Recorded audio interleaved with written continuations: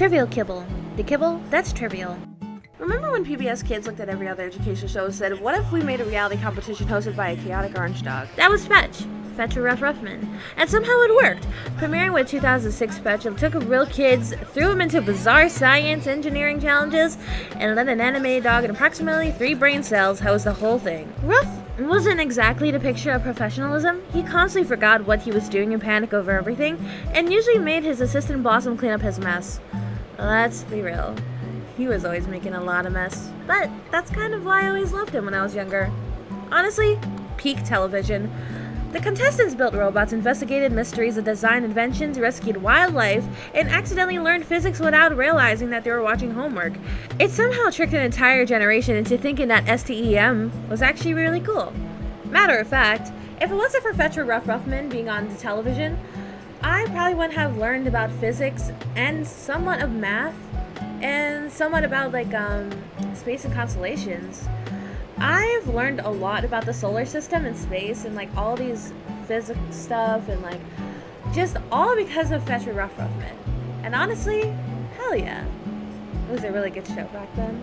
And let's be real, people noticed. The show won multiple Daytime Emmy Awards, earned praise from teachers and parents, and became one of PBS Kids' most beloved action series. So, naturally, PBS Kids canceled it. Not because people hate it, God no. How could people hate this adorable orange dog, voiced by an incredible voice actor, Jim Conroy? Not because ratings collapsed either. Mostly because producing an animated live-action hybrid with a location shoots was extremely expensive! And then funding eventually dried up. The 5th season aired on 2010, and just like that, Ruff packed up his dog bowl and disappeared. Or at least so we thought. Several years later, Ruff crawled out in retirement with Ruffman, humble media genius. Oh boy.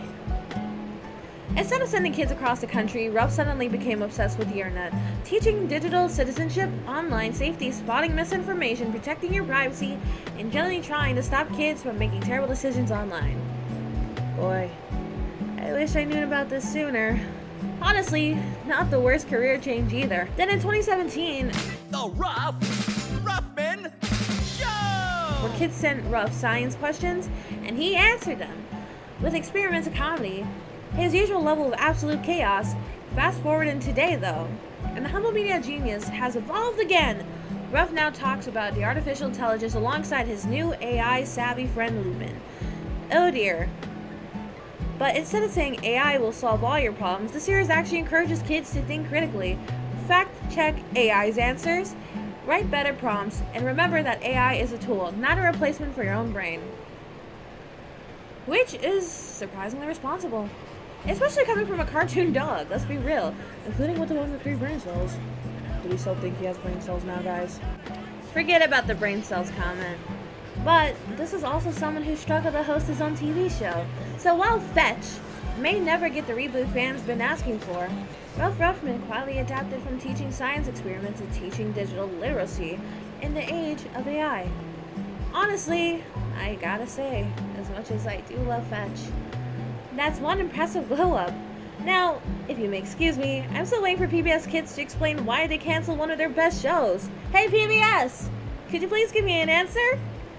Anyways, that was Trivial Kibble. Thank you for watching. We are happy that we have contributed and to help viewers like us. Thank you.